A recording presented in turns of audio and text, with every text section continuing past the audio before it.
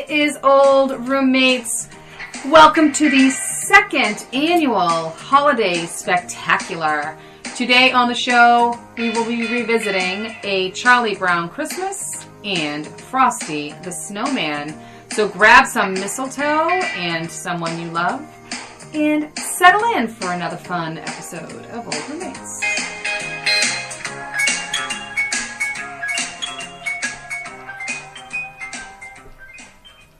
Hey everybody, and welcome to Old Roommates, the only podcast that revisits pop culture through a middle-aged lens. This is Brian. And this is Christina. Welcome. Welcome, and we are reviewing, so it's our second annual Christmas Spectacular, where we revisit two classic Christmas specials. Last year we did Rudolph and the Grinch. Yes. It wasn't as warm and fuzzy as we thought. No, it really, because someone is a Grinch, we've discovered. And it's, spoiler alert, it's not me. Also, too, it's like we don't talk about the stuff before we record. And I think when we started recording a Christmas episode, we realized that we had very different emotions and feelings and even interpretations of some of the deeper messages of these Christmas specials. Yeah, and I love that. That's what makes it work, right? Totally. So, we'll see how we go this time. Yeah.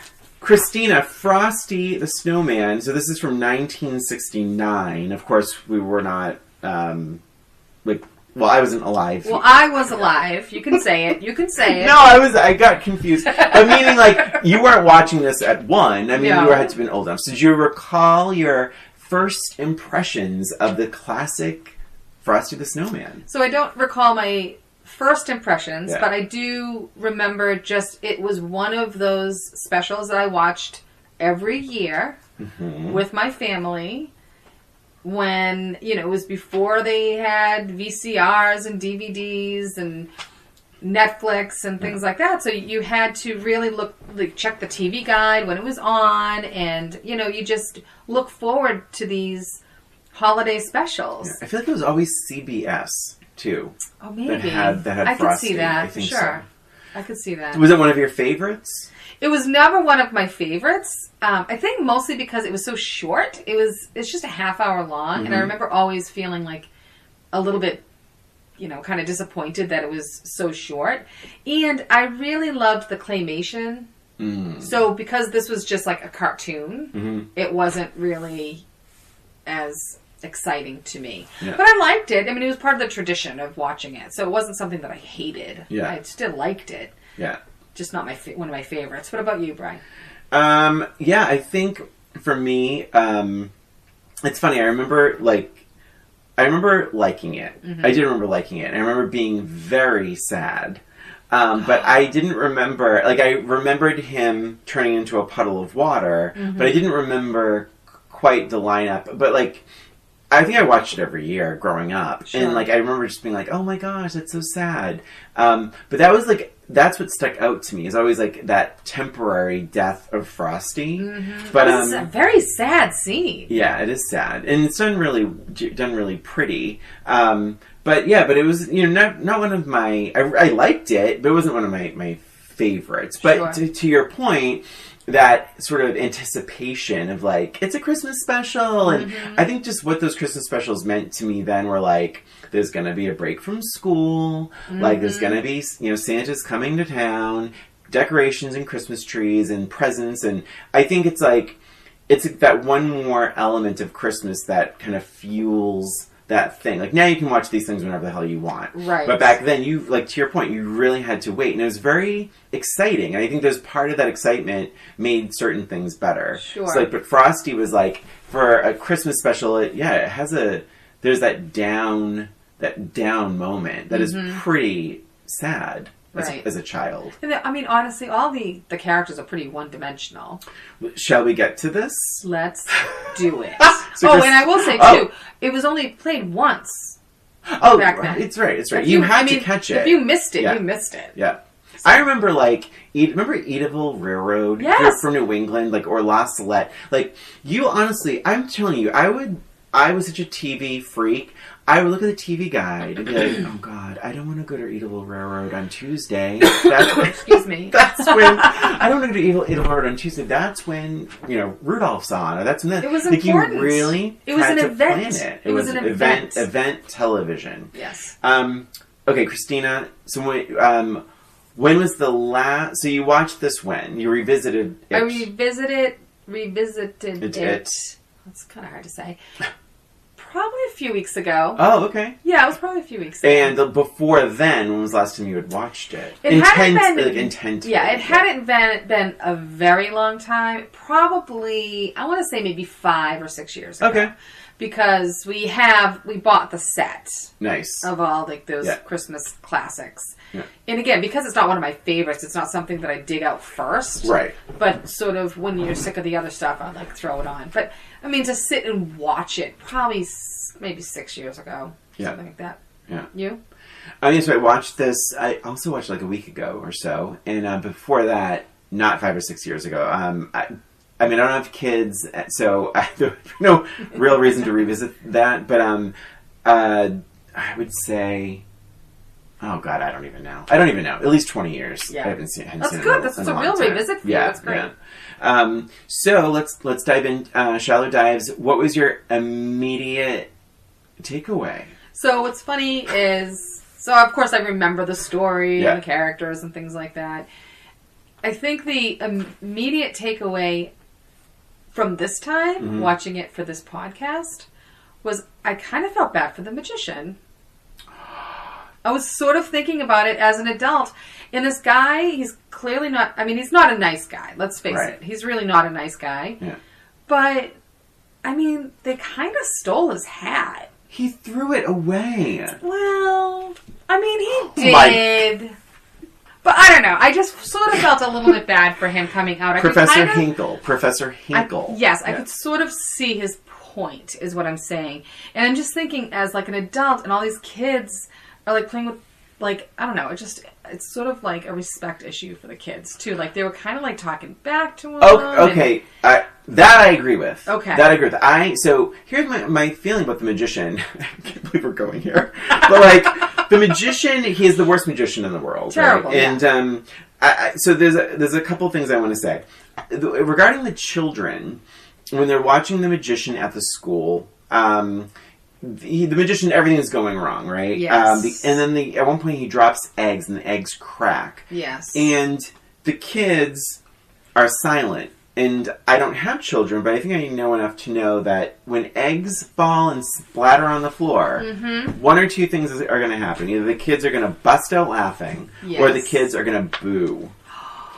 Oh. But do you remember what the kids do? Were they crying? Didn't they start crying? No, they're just something? speechless. They're just watching, a little bored, Bored, looking at him like he's a loser. I feel part of it, I felt like I heard whimpering, but it might have been a different part. They were just bored. Yeah. And I'm and also the sound, we're going to get to this, but the sound effects, the sound editing or whatever is so bad in this. I mean, we talked about that last year, with the sound not quite lining up, but we're going to get to that. But it's even with the magician, he's doing a million things at once and there's no sound at all. Then he does one thing. I think even when the eggs fall, it's kaboom! It sounds like a live. It sounds like a bookcase falling over. But it's the sound editing is really bad in this. And but to your point, the kids. I found the kids to be a little rude too. To the point where even when Karen, the lead character. Yes. So the kids are already building a snowman, and I am going to get really particular right now. Sure.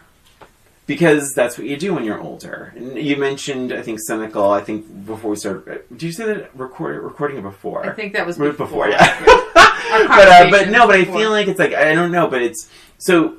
Karen, the lead character, walks out, and there's already two kids rolling a huge snowman body. Yes. The middle part, right? Karen comes along. Do you remember what she says? I wrote it down. Something like the head's the hardest. Yes! The head. Christina. Wow. The head is the head. Karen says, I'll do the head. The head is the hardest part. Oh. And She's such a Karen. How long does it take her? How long does it take her to make the head? 10 seconds. Not even 2 seconds. A second. 2 seconds. A second. She suddenly just rolls it up off and then on screen. Bloop. No problem at all. Yeah. We're watching this with Matt, and he's like, actually, I think the arms are the hardest part. Oh, I think the big body's the hardest part. Yeah. But that's a little bit. And but Karen is like talking about herself. Yeah. Like it's the hardest part, and she's just gonna whip it up in 1 second. And you know that they're all dressed very inappropriately, right? Oh, the skirts. Did you notice that? Skirts. Yeah. Some kids in shorts. Yeah. Without no gloves. Yeah. Nothing. Like. A couple of them had coats, but not many. Yeah. It was like the weirdest thing. Like, they're dressed for spring. Yeah. You didn't watch the Dolly Parton thing, right? No, I did not. The Dolly Parton Christmas in the Square on Netflix. It is really funny. In the beginning, she looks like she's shivering to death. Oh, jeez. And there are people behind her dancing in, like, skirts and, it's really, I'm like, how cold is it there? So going back to the kids, another mind-blowing moment. Frosty comes to life. Yes. Do you remember how the kids react? I don't. I remember him saying "Happy Birthday." No, they don't react. Basically, some raise their eyebrows, and one says, "Oh, the hat brought Frosty to life." Like, no biggie. Hey, look at that. No biggie. So we're having some challenges with the acting and the script. The voice. Far. Oh my god, Christina! I didn't care for this. Yeah. At all. I mean, spoiler alert. I mean, it doesn't. As an adult, like you've talked about this before, with like that. Usually, there's something for the adults to sort of jive to. Yeah. I found this very insulting, to be honest, even to children. It felt very thrown together. Right? It was like, I understand it was 1969. Mm-hmm. I understand the technology wasn't there, and you had to, it was like really pen to paper to produce these things. Mm-hmm. But I just felt like there wasn't really a lot of effort in there. So this was in 1969. Mm-hmm. I know we'll talk about the Charlie Brown Christmas, which is in 65. Yeah. I felt like the animation for the Charlie Brown one was much better. Mm-hmm. And this is 4 years later. So I don't even feel like that the technology is a great excuse for it. Mm-hmm. The lack of technology, rather. Mm-hmm.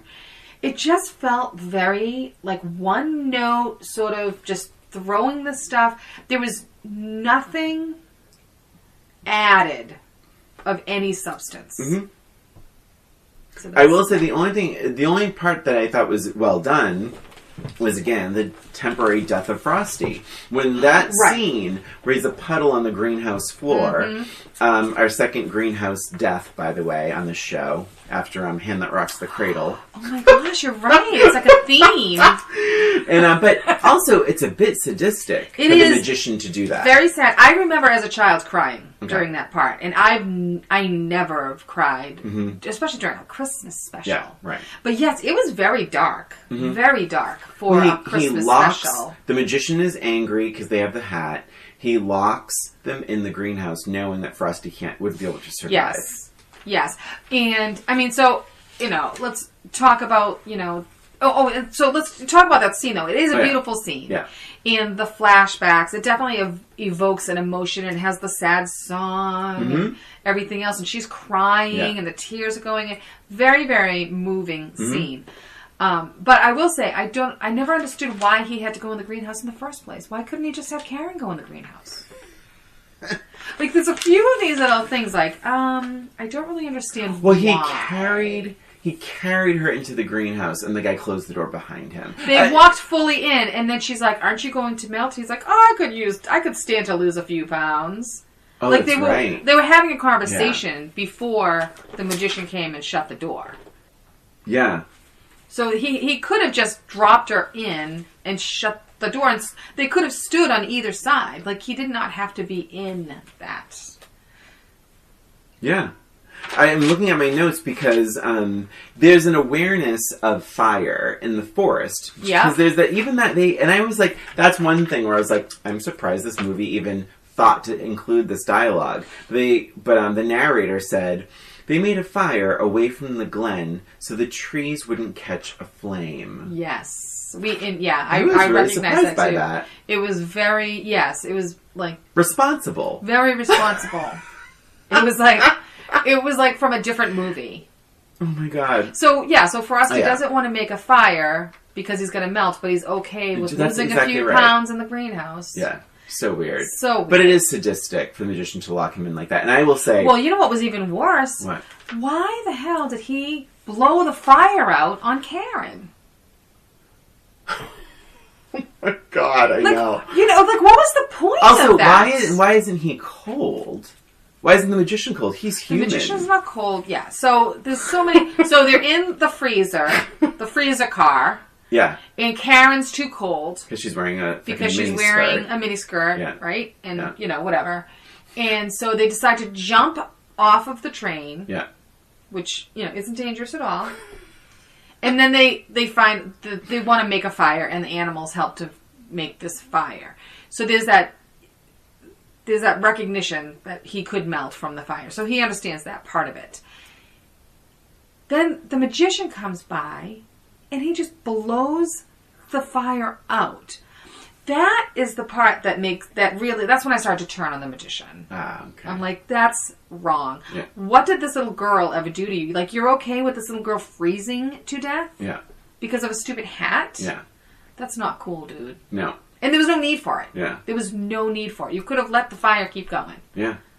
My thing was like, why isn't he just sitting next to the fire too? Like, right. Why not a conversation? Why not like? Right. I mean, he did throw that hat away. And actually, the narrator says, do you remember that line? What did he say? He's like, it's important. He's like, that is an important thing to remember. The magician threw the hat away. Like, because it's like, I think they were afraid of some backlash. Like the kids might be stealing. Yes, and I'm not 100% with the magician, but I did feel bad for him because he threw it away because he didn't think it had any magic in it. I know. But it was like, and honestly, it missed the trash. It didn't actually go into the trash. Oh. So, did he technically throw it away? Yeah, it was, I guess maybe that's our Facebook question. But it was mostly, but it was mostly the disrespect of the kids. Because as an adult, I'm like, I wouldn't let these kids talk to me this way. Well, also, Karen just jumps on the train. Like, it's okay. I'm sure my mother wouldn't mind as long as I'm home for supper. To go to the North Pole. Yeah. That's the goal. As long as I'm home by supper. Okay, so you mentioned, and I cut you off because you mentioned Frosty's voice and all of that. I really struggled with Frosty's voice, and I remember struggling it even with it way back then, way back when he's like, "Happy birthday," and it's like, but it's just so weird. Like, it happens so fast. Yes. He's like, the kids aren't surprised. Where's the magic? Like, I think that's what I was missing from this as an adult. As an adult, as a kid, I'm stupid. I'm not catching these things. But as an adult, I'm like, where's like the whimsy, if I may? Where is the magic? Where's the magic? Didn't you feel like those first initial scenes when they're dancing around and things, didn't you feel like that was longer? Like, didn't you, as a child, like, thinking back, didn't you feel like those were, it was like a longer period of time that they spent together before Frosty was like, oh, I'm melting, I have to go. Like, there was literally like one sentence, and he's like, well, gotta go. Well, I have a question towards the end when we wrap this up, because, well, I'll ask it now. So, watching this as an adult, like you try and, like, I'm looking for magic. This is the thing about doing this project, you and I want to be entertained. I'm looking to love this stuff. Yeah. And with Frosty, between, like, the dumbo, like, "Hi, happy birthday." Like, oh, I don't know. And, like, he has a really weird ego, too. Because he made some comments, like, I didn't write the dialogue down. But he talked about himself a little bit, like, that he's just, like, he really likes himself. And then at one point he says, "Let's make a party out of it." He has this kind of weird accent, and like... Yeah, I feel like he was trying to be someone, and I wish I had given it more thought, because it's like, the way he's speaking, it's almost reminded me of someone. Well, it feels like a little vaudeville, like a little take my wife, please, and like a Rodney Dangerfield thing. Yeah, it's like kind of like a W.C. Fields or like a who's Shecky Green? Shecky Green's a name. I'm sure he's someone. But he has that sort of shticky thing, and I think it was just I think it was ill-conceived. Yeah. It's like Frosty should have been a magical, charming, life lesson learning, teaching rather, thing, or the opposite. Yes. Where he's learning things and the kids have to teach him stuff, like E.T. But instead, he's this, dumb, sort of egocentric, weird, he's just he's not a fully realized character. No, not at all. And his whole purpose of this whole entire movie is just to get to the North Pole. I know. That's it. Yeah. It's not to be a magical snowman. It's, I gotta get the North Pole. So I don't die with in your words, a stolen hat. Thanks, kids. And also, what was the plan once Karen got him to the North Pole? Just to go home by herself? Yeah, I guess so. Jump back on the refrigerated... Well, I guess she'd jump in the warmer part of the train at that point. Well, she didn't have the money, if you remember correctly. Because it would have been $3,000. It was $3,000. In 1969. In 1969. So we're talking about sound, and I got this all queued up. Ah. God, I hope it's not an ad first. It's probably going to be an ad first. It's so okay. This is the sound. Maybe we'll get some money for it. This is the sound of what the shuffling of tickets sound like in Frosty the Snowman. I hope this. Let's see. Let's hear it. We don't have any money. No money! That was the sound of tickets falling off a shelf. Yeah. Boing, boing, boing. Who was in charge of the sound editing on that? Yeah, the sound is pretty Bad. awful. However, I will say that scene, not when he says they don't have enough money. Yeah. But when he's getting the tickets ready, that's one of my favorite scenes of the whole show. Really? Yeah, as a child, yeah. I remember just it being so fun with all the tickets laid out and the stamping of all the tickets and it probably had that same sound. Yeah. But all the tickets and it was just so fun. I'm like, wow, that's a lot of work for one ticket. But I remember even thinking that, but it was just entertaining to me. Yeah. It's funny for me as an adult, I forgot a bit about that scene because I was like, oh, how are they going to pay for the tickets? I assumed, I've seen so many things now that the money. They're not going to talk about it. They're not going to talk about the money at all. Yeah, it's just going to happen. Right, exactly. So I was glad that became an issue. Go ahead. I have something positive to say. Oh, good. I was just going to say we've started really negative. Let's talk about some positives. So I liked the town. The illustrations of the town. Mm-hmm. The restaurant is called Restaurant. The store is called Store. The only exception, for seemingly no reason, is Steve's tailor shop. So crazy. Crazy. I swear to you, the signs were like, Restaurant, Coffee, Store, and then Steve's tailor shop. I'm like, we gotta figure out who Steve is. Let's do some research and figure out who Steve is. Let's see. What else? So you like the ticket scene? I did like the ticket scene. I thought I did actually like the when he first came to life and he's saying all the things he can do. He's like, I can juggle, I can do this, I can count to 10, and he counts to 5. He's like 1, 2, 3, 4, 5, 9, 6, 7. Well, I can count to 5. Mm-hmm. I thought that was kind of cute, the way he did that. And I liked Hocus. The bunny. Great. I thought he was very Snoopy-esque. Yes. Right? Yeah. Really, I thought he was cute, and he really did basically save the day. He's the one that came up with all the ideas. He talks to the animals. He's the one that talks to the animal, yep. He's the one that initially gave him the hat to begin with, right? Didn't he? Was it after he jumps out? I don't know. But he was good. He was cute. That's how they got the hat. Right. Yeah. But he was great. I really liked Hocus. Every time he was there, I enjoyed it. There's one really unfortunate animation error I'm like, I think I watched that correctly. So the train they're on stops to let another train go by. Right, the express filled with happy Christmas people. I forget how they actually said it, but that's how they said something about that. I don't know if something was weird about... So I watched this on YouTube for free. It's on YouTube for free. But the train passed behind them. Oh, I didn't notice that. And they stopped to let the that's train hilarious. pass behind them. Like, what am I missing about this scene? That's really funny. The Irish cop I wrote down, he's definitely dead. He choked on the whistle. Wasn't it jarring? Oh my god, it was so upsetting. Literally, Christina? put a pit in my stomach. I'm like, Jesus Christ, he's choking. But it must have meant something to me because when he was blowing his whistle, I'm like, oh my god, he chokes in the whistle, I forgot. Like, I think it haunted me in my childhood. Yes. Yeah, I can definitely see that. He chokes and he's like, he can't even breathe. Out of it. He's and like no one's there to help him. And it's not even a funny whistle. It's like this really high pitched guttural, like yeah. Oh my gosh. Yeah. It was really it's jarring. lodged. He's not going to get that out. And who's there to help him? No one. No one. No one. Oh god. Yeah. What did you think about Santa?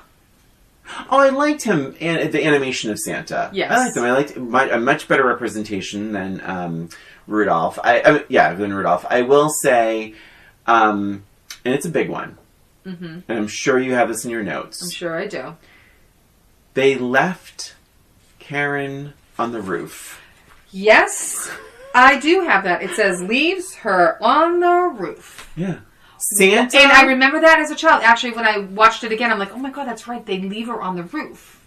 See, I didn't remember that as a kid. But it's weird that, like, Frosty the Snowman, not the brightest, but Santa and Frosty both felt that it was totally okay to leave Karen on the roof of her house with no way to get down. Why would the animators think that? Whoever's writing the story, why is that a good thing? What is wrong with them pulling onto their front lawn and letting her out there? What the hell? Why not? Like, they could have sprinkled some magic dust on her to float her down.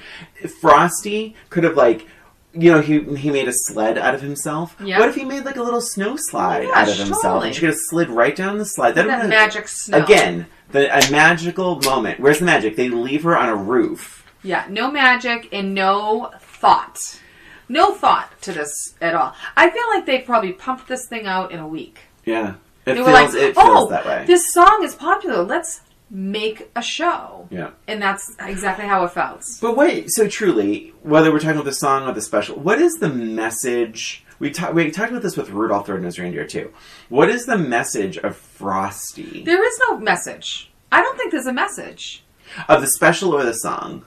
Well, I guess the song is a little bit different than the special. It's sort of like a live in the moment. If I'm really digging into this, like live in the moment because seasons change and things can change and you can lose your friends and all this kind of stuff, right? I guess. Sure. I don't know, but it's like, someone said goodbye, saying don't cry back in someday. So it's like about friendships that friends have to go away sometimes. I guess, but the message in Frosty the Snowman, the Christmas special, is really not. There's no real message at all. I mean, there really isn't. I mean, if there's anything, it's maybe at the end with the magician. I mean, did he learn his lesson? I mean, Santa basically said, you need to make sure, don't try to steal that hat. Mm-hmm. You need to give him the hat, or I'm never giving you anything ever again. Like, it was basically blackmail. Mm-hmm. Yeah. So I'm not sure there's a good message there either. Yeah. I mean, he should have probably come to it on his own if there was going to be a message. Yeah. So then he had to write something 100 million times or something, right? I will not be mean to Snowman or something? I don't know. I guess maybe it's a stretch, but it's like partly is maybe like the hat didn't work for the magician because he didn't truly believe in magic. But maybe that's a stretch. They could have, I mean, that would have been a lovely message, the believing part of it, right? Mm-hmm. But they didn't have it. I'm telling you, just threw the stupid thing together. Yeah. Anything else? No. So. I did one more note, which was that I did like that little line that said Santa, who, as you know, speaks fluent rabbit. That kind of made me laugh. But all in all, I mean, honestly, not one of my favorites as a child. Certainly not one of my favorites as an adult either. No. No. Really quick, you mentioned the name Karen, and my friend Karen listens to the show. Sorry, Karen. So I wanted to know. We love you. Talking you. about the pop culture phenomenon yes, of Karen. Of course. But yeah, but actually she told us, because I said to her, I was like, how's the sound been? Because we're trying different things. And she said she's really enjoying it. Oh, good. Well, up until this moment. Sorry, Karen. But hi, we love Karen. you. Merry Hi. Christmas, Karen. All right. So let's take a little break, and we'll come back with a Charlie Brown Christmas. Yes, perfect. Be right back. Hey there, it's Brian and Christina. We just wanted to take this break to thank you for listening to Old Roommates, the only podcast that revisits pop culture through a middle-aged lens. Please subscribe to Old Roommates on iTunes, Spotify, and wherever you listen to podcasts. And give us a rating or review while you're there. And if you have any questions, comments, or observations, shoot us an email at oldroommatespod@gmail.com. And follow us on Facebook, Twitter, and Instagram at Old Roommates. Thanks for listening, and now, back to the show.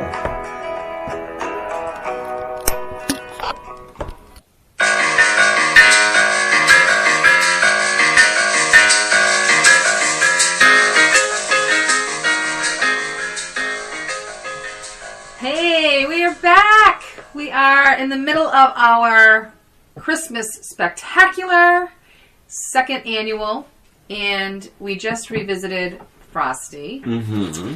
And now we are talking about a Charlie Brown Christmas. All right. It's 1965. Yeah. I think we mentioned it earlier. -7 for me. -7? Well, yeah, my age. Oh, negative. I thought it was a rating. I'm like, wow, I guess you really didn't like it. No. So it's really funny. I think this is something where, as a kid, it wasn't my favorite. I think it was a little sleepy for me. But as I got older, it became very endearing. And I really began to appreciate the quiet of the this sort of Christmas special, you know? Mm-hmm. Well, not sort of Christmas, but the sort of it's very opposite, I think, of a lot of what was maybe some other things I was watching as a kid. Like, to suddenly quiet everything down with this little soft jazz, playing through the whole thing, and it's not action-packed at all. Maybe the biggest actions are dancing. So, but it's something that I really grew to love in my adolescence.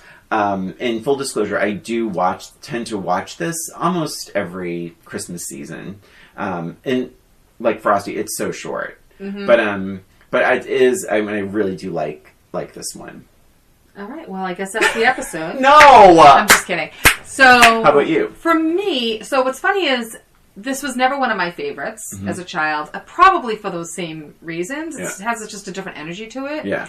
And it wasn't anything that I really needed to see. It was one of those things, if it's on, fine, I'll watch it. Yeah. But it wasn't anything, I would not check the TV guide. And it was, again, very separate from the ones that I really loved with the claymation. Yeah. But it also felt very separate from the group. Really quick, though. You're talking also stop motion, like Rudolph and Rudolph, A Year Without Santa Claus, that sort of thing. Cool. Right, yeah. But for this, I call it claymation, but I guess... I think it's just stop motion. I think it's just stop motion, but anyway. You guys, everybody knows what I'm talking about. Everyone knows. But for this, it is always felt even more separate. I felt like it was like that group of holiday movies. Year Without Santa Claus, Santa Claus Coming to Town, Rudolph, even Frosty. Jack Frost is another one. Jack Frost, Little Drummer Boy. Oh. All of those. And then, sort of separate, is A Charlie Brown Christmas. Yeah. For some reason, it was always very, very separate for me. And so it wasn't something that I always wanted to necessarily watch. Yeah. Yeah. Still, even to this day, right? We would record it. I think, Matt really liked it, so we would record it. But even when it was playing, I wouldn't necessarily need to sit down and watch it. Because it didn't have that same nostalgia for me. However, I will tell you, I watched it this time around for the podcast, and I really feel like I will watch it forevermore every Christmas. for a variety of reasons. Mm-hmm. Shall we dig? Yeah. Shall we dig into our shallow dive, right? Continue, yeah. So, I enjoyed the pace of it. Mm-hmm. Probably because I'm an adult. Mm-hmm.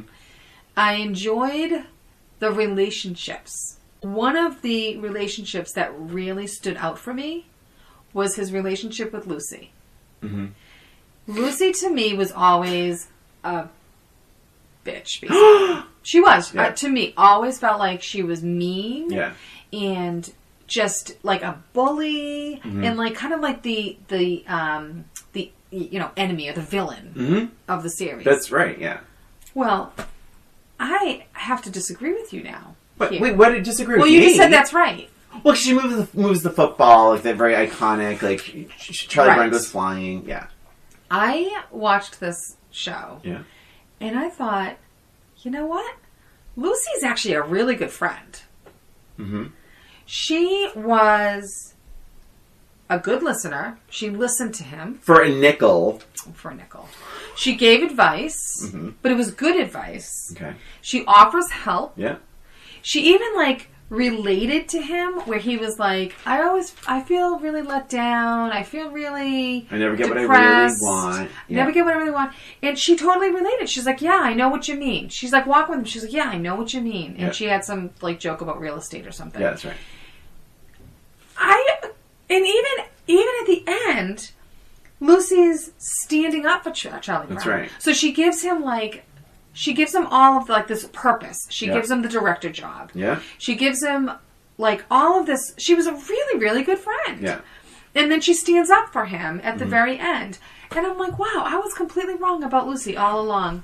And I think this is part of why we do this. Like, that is an adult, right? That's like an adult observation. Mm-hmm. I absolutely 100%. didn't think that as a kid growing up. Like, when I would watch this, it's like, oh, Lucy's the villain. Lucy was just so mean. All she wants to be is Christmas Queen.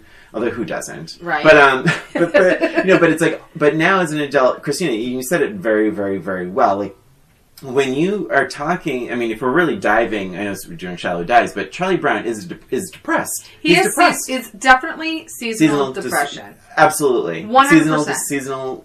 He says, I don't feel the way I'm supposed to feel. That's really sad. It's so sad. It's a really good special, and you're exactly right. Lucy, for 65, this is really interesting, like, from a mental health perspective, because she does what you said. She does exactly what you're supposed to be doing: listening, helping, inspiring him to get more involved in things, including him in the social circle, even though people don't necessarily care for his energy in that social circle.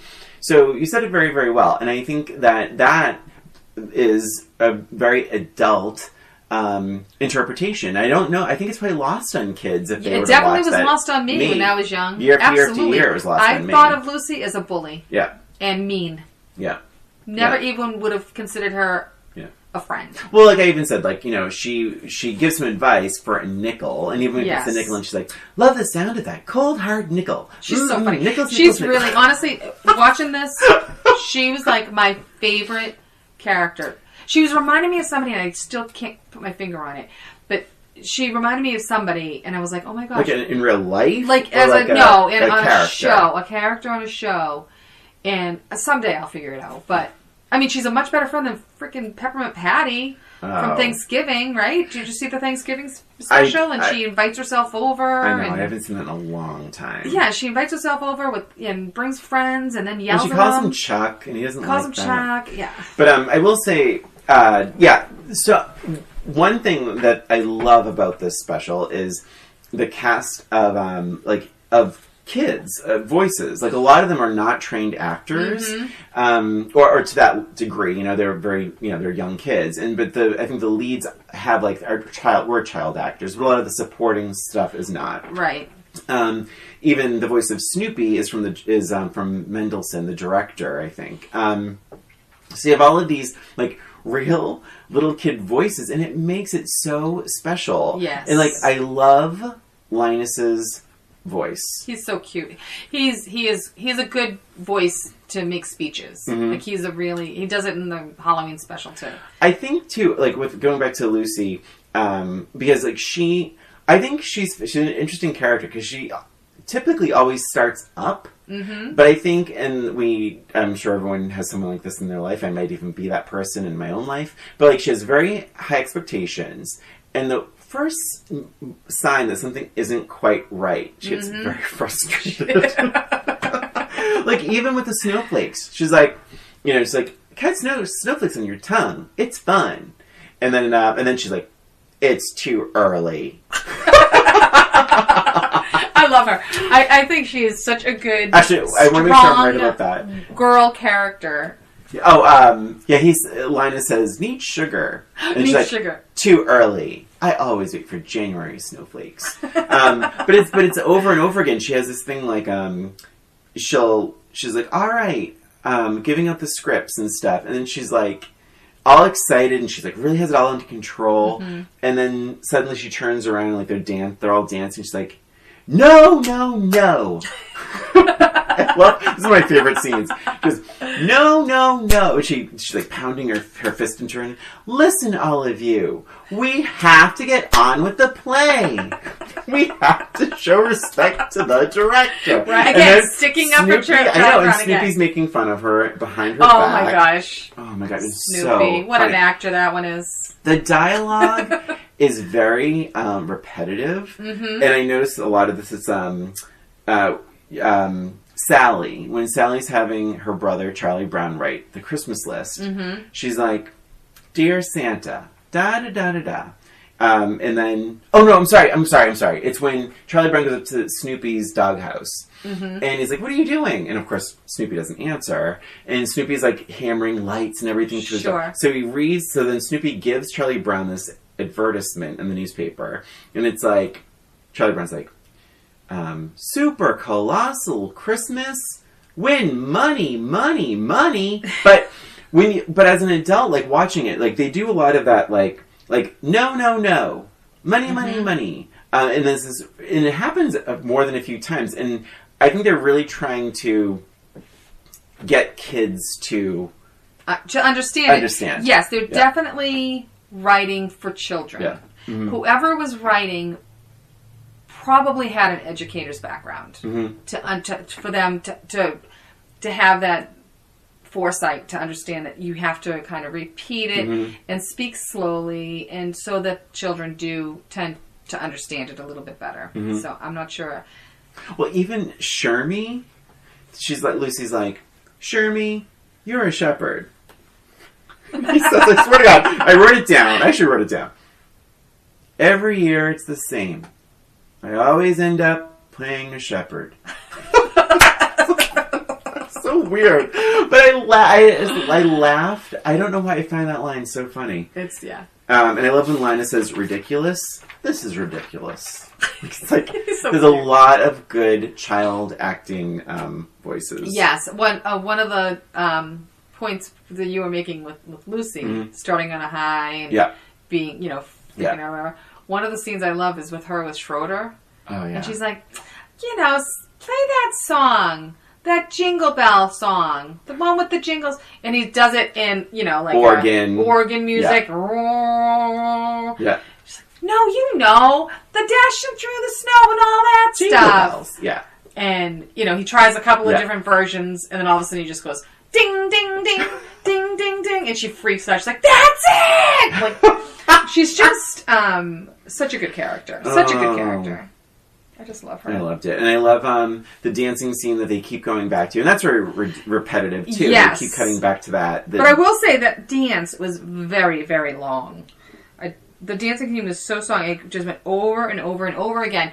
And it reminded me of our conversation with the Grinch. And I'm like, I wonder if Brian's going to have a problem with the fact that this song is going over and over and over again and never changes. Okay, so no. I really love the dance sequence. Okay with but that. I had one issue that I'd never had before watching this. And I don't know if it was like my sound system, because I have my speakers, so I'm in a new room, so my speakers set up in a different way.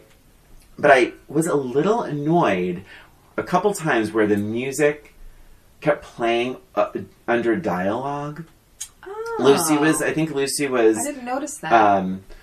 Doing like the phobias. She's like, if you have this, you have da-da-da phobia. If you have that, you have da-da-da phobia. And like, the music was just a little too distracting from all of that dialogue. But I mean, I'm really pushing it to find something that I didn't care for. Yeah, same. I a few things I kind of forgot about. Like, for some reason, I forgot about Linus's blanket. And I'm like, oh my gosh, that's right. He had this awesome blanket. Yeah. And I did forget about, just Lucy being a psychiatrist. Like, I didn't necessarily forget about it, but it was like, oh yeah, that's right. That sort of thing. Oh my God. So poor Charlie Brown. So the girl who's like, out of nowhere, like, no one's even talking to this girl. She shows up. Is it Violet? Or is it the other girl who says, yeah, do something right for a change, Charlie Brown. Oh, like, she's such a bitch. Like, what a bitch. Like, brown-haired girl, right? Is that the one who said it? Yeah, because she, like, her ribbon matches her dress. It's all very brown. Right. And I'm like, wait, no one was fucking talking to you. Yeah, the kids were so mean to him. Yeah. They really were mean to him. And it wasn't, Lucy was the one that stood up for him, but the other ones were really mean. They're laughing at him and yelling at him. Like, what a tree! And he was so sweet getting that tree. He's just like, that's kind of nice tree. Like, he says, this tree seems to need a home. Yes, so sweet, right? Yeah. Rescuing the tree. Yeah. He probably sees a lot of himself in that tree. Mm-hmm. And Linus, I mean, he tried to dissuade him, but he was like, okay. Yeah. I mean, Linus was probably just as much to blame for that tree. I do like when Linus bangs on the tree. It's like clong, clong, clong. Yeah. So I have minor little things, like things I wished. Mm-hmm. Like when the camera pans across the tree lot, it stops on that tree. Yes. I would have liked it if the camera just went right by it. Right by, yes, and then Charlie, and then Charlie found that tree. That's a good idea. I thought it would have been sort of like a cuter thing, but and then, of course, like there's like that's the cynical jerk in me. Of course, yeah. Where like the tree can barely stand up, and Charlie Brown. Well, it says a couple things. So Linus has the big speech, the big biblical speech, right? And he's like, and that's what Christmas is all about, Charlie Brown. And so Charlie Brown's all inspired, and he grabs the tree, and he like leaves with the tree, and he. Oh, such a sad scene. Go ahead. But that's the thing, where it's like he's all inspired, and he's like. And he goes and he puts the tree down. He puts one bulb from Snoopy's doghouse on it, and the whole tree leans over. Mm-hmm. And he goes, "Rats! Oh, everything I touch gets ruined." And I just felt he gave up a little quick. Like he's on this depression. He's on this high from Linus's speech. Right. He's inspired. I guess my thing was it should have lasted a little longer than a minute and a half. Yes. And it could have been like, what if he was like, oh. But then he kind of had to have that because his friends came in and helped him. It was like the first time that they actually helped him. And I think that was sort of the point. It wasn't necessarily Charlie Brown decorating the tree and making it, loving it, because he loved it anyway. Right, that's true. He loved it anyway. And then the fact that he felt like he killed it, then his friends came and, decorated it into this cute little tree. I think that was more of the point, where the friends are helping him to feel better. Mm-hmm. Mm-hmm. So, I don't know, I kind of saw it as sort of necessary. Because if he was just inspired by Linus' speech and that was the end, it was like, oh, great. You kind of, it would have left it a little bit short. Or what if he was the one that did it, and when the kids all saw the finished tree, they were like, wow. I don't know. Maybe, but the kids did say, Charlie Brown, maybe you're a blockhead. Charlie Brown may be a blockhead, but he did get a nice tree. Yeah. That's very sweet. Although the tree becomes a very unrealistically perfect, based on the branches. And that was something that I was like, yeah. I think it bothered me when I was a kid, too. It's like, wait, where are these two branches coming from? Clearly, it's a different tree. It's a tree double. Yeah. Definitely. And I don't really have a whole lot more to say. I mean, I did say the end. I felt like the ending was a little bit abrupt. But I will say, on a positive, think about the amount of story that was in this show. Mm-hmm. I mean, it really packs. It's only a half hour long, but it felt a lot longer to me. because of all of the things that they cover. They were really good about that. Well, and they have real conversations. They have real conversations. Yeah. There's like some problems that were resolved. There was some fun. There was dancing. There's a play.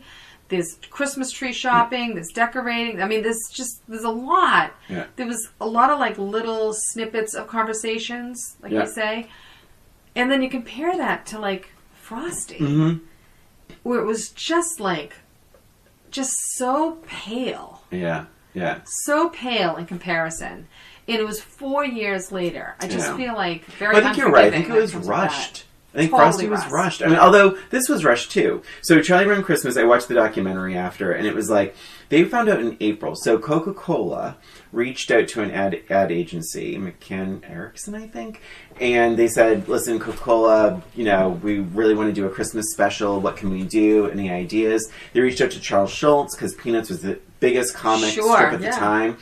And he's like, hey, I think I just got you a Christmas special. And they're like, well, we don't have a story. We don't have this. We don't have that. We don't have this. We don't know how these characters really move in a television world. And they really didn't have very much time to get it all done. There was no script. They didn't know the music, and they decided on jazz, which is a little interesting choice for a children's thing. And apparently, in the beginning, where Snoopy, they're all skating. Yeah. And Snoopy is spinning around with the scarf, right? And Charlie Brown goes flying into the tree, the snow falls. Well, Linus is also on that scarf. Linus, in the original version, Linus goes flying in another direction and crashes into a Coca-Cola cart. Oh my goodness. And that was the whole thing, is like getting Coca-Cola in there. And I think I'm right about this, is that like the commercials for Charlie Brown Christmas, the reason why there's so many of them too, because this is on YouTube. You can watch it in 18 sections. Oh my gosh. But I think it's like there were a lot of commercials, and I think that was always like a Coca-Cola spot. And but it's just so funny, because they were really under the gun to animate every little but thing. They obviously had money behind it. They had talent behind it. I don't think Frosty had that same level.